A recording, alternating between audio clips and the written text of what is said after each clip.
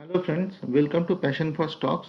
देखिए, यहाँ पर मैं जो भी ओपिनियन रखता हूँ वो मेरा अपना पर्सनल ओपिनियन है। आप किसी भी तरह का इन्वेस्टमेंट डिसीजन लेने से पहले अपने फाइनेंशियल एडवाइज़र से एक बार परामर्श कर लीजिएगा। मैं एक सेबी रजिस्टर्ड एनालिस्ट नहीं हूँ। सो मेरा जो भी यहाँ पर है वो मेरा अपना पर्सनल ओपिनियन है।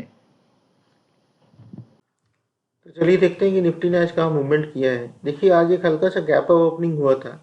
उसके बाद दिन भर हम लोग एक डाउन साइड का ही ट्रेंड लेके रहे थे। ठीक है, अगर आप फिर से देखेंगे तो ये जो एरिया है, ठीक है, यहाँ पे एक चीज़ नोटिस कीजिए, ये जो एरिया है ना, यहाँ पर रेजिस्टेंस है काफ़ी तगड़ा।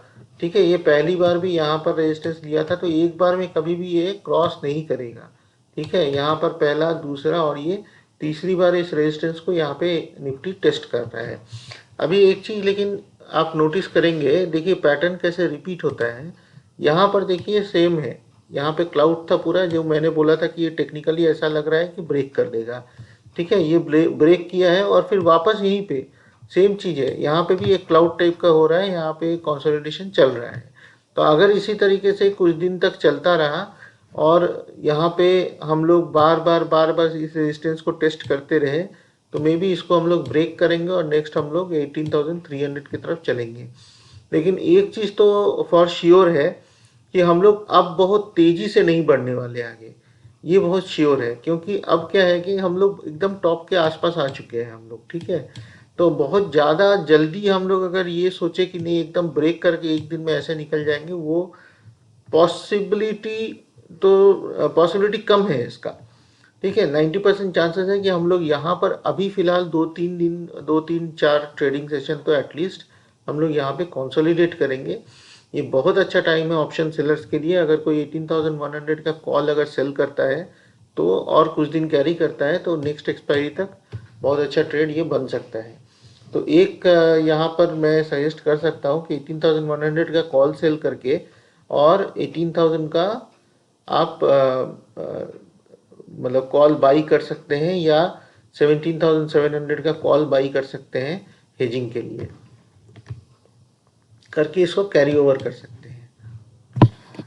अभी हम लोग अगर आते हैं कि कल के लिए इंट्राडे का क्या ट्रेड बन सकता है। देखिए, कल हम लोगों ने जो डिस्कस किया था कि 18,086 के आसपास हम लोग सेल करेंगे। ठीक है, तो गैप अप खुला, वहाँ गया और यहाँ से जो सीधे नीचे आया, पहला टारगेट हम लोग का था 970, वो हम लोग को मिला। दूसरा टारगेट 923, वो भी हम लोग को मिला। लेकिन ये अगर आप एक्सपेक्ट कर रहे हैं, मैंने ये भी बोला था कि 780 तक आ सकता है, लेकिन अगर ये एक्सपेक्ट कर रहे हैं कि 18,086 से सीधा सीधा 780 आ जाएगा, वो नहीं होगा। इतना दूर का ट्रैवल करना, वो भी एक्सपायरी के दिन, ये पॉसिबल नहीं होता है। इसलिए मैंने बोला था कि अगर कहीं फ्लैट खुलता है, अगर यहाँ इस जगह पे खुलता और उसके बाद जब ये अगर आता तो यहाँ तक आ सकता था आज। ठीक है, तो अच्छा, अभी कल के लिए क्या हम लोग ट्रेड कर सकते हैं। देखिए, अगर कल मान लीजिए गैप अप खुलता है, गैप अप का मतलब है 923 के ऊपर खुलता है और इस रेंज में खुलता है, 970 से 923 के रेंज में खुलता है, तो यहाँ पर हम लोग के पास एक बहुत अच्छा ट्रेड बन सकता है। अगर 923 को नीचे की तरफ काटेगा तो सीधा सीधा पहला, आज जहाँ पे ये इतना बार सपोर्ट लिया है और क्लोजिंग दिया 877, सीधा सीधा वहाँ पे हम लोग आ सकते हैं। तो 50 पॉइंट ये आपको मिल जाएगा। और अगर मान लीजिए यहाँ पे खुल के ये कंसोलिडेट करके 970 को क्रॉस करता है तो सीधा सीधा आप 18,086 के लिए इसको प्ले कर सकते हैं। ये एक ट्रेड है अगर आपको फ्लैट मिलता है तो, सॉरी गैप अप मिलता है तो, ये 923 से 970 के रेंज में। अगर मान लीजिए आपको फ्लैट मिलता है, फ्लैट मिलने पे एक बहुत ही अच्छा ट्रेड मिल सकता है। अगर मान लीजिए यहाँ पे खुल के ये इस पॉइंट को अगर क्रॉस करता है नीचे की तरफ, 800, बहुत छोटा सा आपका यहाँ पे बहुत बेहतरीन ट्रेड मिलेगा। 860 को जैसे ही क्रॉस करता है नीचे की तरफ, वहाँ पे आप इसको सेल कर दीजिए और 880 का स्टॉप लॉस रखिए। बस सिर्फ 20 पॉइंट का स्टॉप लॉस जरूरत है यहाँ पे। फ्लैट खुल के 860 को जैसे ही क्रॉस करता है, 880 का स्टॉप लॉस रखिए और सीधा इसको ट्रेल करके 780 तक लेके आ सकते हैं। ठीक है, दूसरा ये क्या ट्रेड मिल सकता है, अगर ये ऊपर की तरफ चलने लगा तो फिर इसको छोड़ दीजिए, क्योंकि ये वॉलेटाइल हो जाएगा यहाँ पे। ठीक है, फिर कोई मतलब नहीं है। फिर आप यहाँ पे इसका 970 का कॉल सेल कर सकते हैं करके, या 18,000 का कॉल सेल कर सकते हैं करके, इसको डीके होने का वेट कर सकते हैं। क्योंकि अगर ये यहाँ पे फ्लैट खुल के अगर यहाँ पर आ गया तो ये ऐसे ऐसे यहाँ पे इस तरह का वॉलिटिलिटी ही क्रिएट करेगा और कुछ नहीं करेगा। अगर मान लीजिए कल गैप डाउन ओपन होता है, यहाँ पर किसी एरिया में अगर ओपन होता है 850 के नीचे, तो इधर अगर किसी एरिया को ये यहाँ पे ये करता है, ओपन होता है, और यहाँ से ये फिर ऊपर की तरफ निकलता है 860 के ऊपर, वहाँ पर आप एक छोटा सा अप मूव एक्सपेक्ट कर सकते हैं 923 के लिए। लेकिन ये भी थोड़ा सा रिस्की ट्रेड हो जाएगा। तो गैप डाउन के केसेस में थोड़ा वेट एंड मैच हम लोग को कल के लिए करना पड़ेगा कि किस तरह का प्राइस एक्शन बन रहा है। तो आई होप मेरे को आपको समझ में आया होगा कि मैं क्या बोलना चाह रहा हूँ यहाँ पे।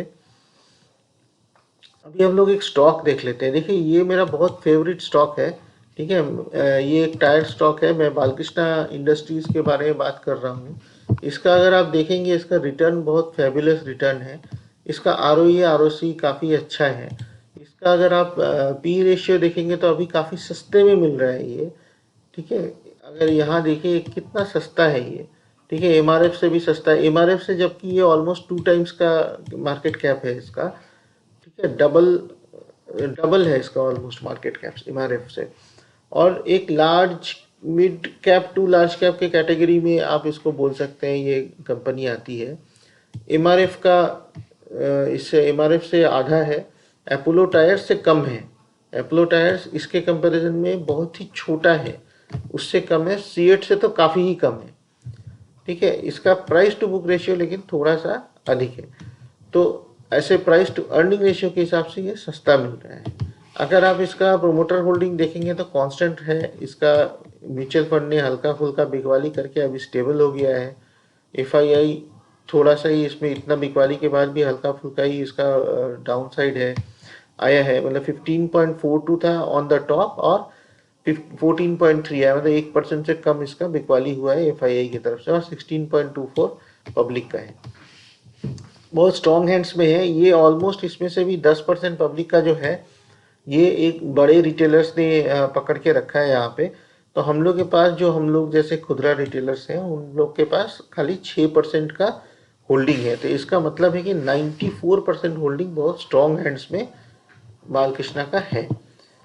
तो अगर आप इसका फाइनेंशियल स्टैटिस्टिक्स देखेंगे तो देखिए इंक्रीमेंटल है। ठीक है, जो इस तरह का कंपनी का जो जिस तरह का होना चाहिए, ठीक है, बहुत इनकरेजिंग और अच्छा है। यहाँ पे देखिए आराम से बढ़ रहा है इस ईपीएस इसका। ठीक है, ये क्यों इस तरह से क्यों हुआ है, ये यहाँ पे क्यों, अब क्वेश्चन ये है कि सब कुछ अच्छा है तो कम क्यों हो गया है। ठीक है, ये सिंपली मार्जिन प्रेशर के चलते इसका इस तरह से नीचे गिर गया है। ठीक है, मार्जिन प्रेशर के चलते क्या होता है ना, लोग पहले से ही, स्टॉक मार्केट जो है ना हमेशा फ्यूचरिस्टिक है। ठीक है, वो पहले से ही सबको पता है कि मार्जिन इशू है। और यूरोप में इन लोगों का मेन बिजनेस है, तो यूरोप में फिलहाल बिजनेस का थोड़ा इशू तो चल ही रहा है। तो उसके चलते और मार्जिन का प्रेशर के चलते ये नीचे गिरा है। लेकिन इसका जो मैनेजमेंट है ये बहुत स्ट्रांग मैनेजमेंट है, और ये आज की कंपनी नहीं है, बहुत बड़ी मल्टीबैगर कंपनी है। ये बहुत दिन का कंपनी है, अपने शेयर होल्डर्स को बहुत पैसा बना के दिया है ये कंपनी। ठीक है, तो ये इसका जो मैनेजमेंट है ना, काफ़ी एक्सपीरियंस्ड मैनेजमेंट है। आप इसके ऊपर बिल्कुल भरोसा कर सकते हैं। इसको अगर देखेंगे, यहाँ पर आज मैं क्यों इसको लेके आया हूँ, यहाँ पर इसने बॉटम बनाया काफ़ी अच्छा। ठीक है, काफ़ी दिन का कंसोलिडेशन है यहाँ पे, और इतने सारे दिन का जो कंसोलिडेशन है, इतने दिन का जो कंसोलिडेशन है, ठीक है, लगभग 10-12 दिन का जो ये कंसोलिडेशन है, उसको आज इसने सिंगल कैंडल में क्रॉस किया है, या क्रॉस करने का कोशिश किया है with a very big volume.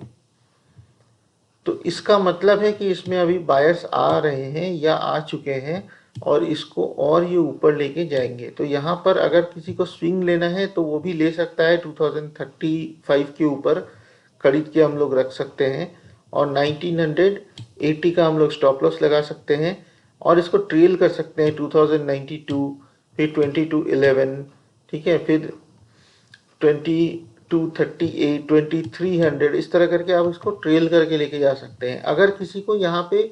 लेकिन मैं यहाँ पे जो सजेस्ट करूँगा और मैं जो कर रहा हूँ यहाँ पे, ये लॉन्ग टर्म के लिए अभी बहुत अच्छे पोजीशन पे है ये, ठीक है। तो ये आज नहीं तो कल, मे बी अगले साल, 6 महीना बाद, ठीक है, 2 साल के बाद, ये 4,000 4,500 का स्टॉक बहुत आराम से होगा।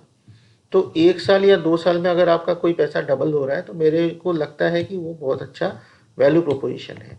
तो बट इसका चांसेस बहुत हाई है कि ये 2 साल में मे बी 4,000 या 4,500 का स्टॉक बन जाए, जिस हिसाब से इसका प्राइस टू अर्निंग अभी है और जिस हिसाब से इसका ईपीएस बढ़ रहा है। ये बहुत हाई चांसेस है ये अभी 2,000 का आपको जो दिख रहा है और 4,500 का मे बी बाई 2024 आपको 2023 लास्ट आपको दिख जाए। क्योंकि अभी जो फिलहाल प्रॉब्लम्स हैं यूरोप में, ये हमेशा नहीं रहने वाला है, ये कभी ना कभी ठीक होगा। जब ठीक होगा ये उसी हिसाब से भागेगा। So that's all for now friends, thanks for watching this video. मेरा एफर्ट अगर आपको पसंद आता हो तो एक लाइक कर दीजिएगा, शेयर कर दीजिएगा, सब्सक्राइब कर दीजिएगा। Thank you.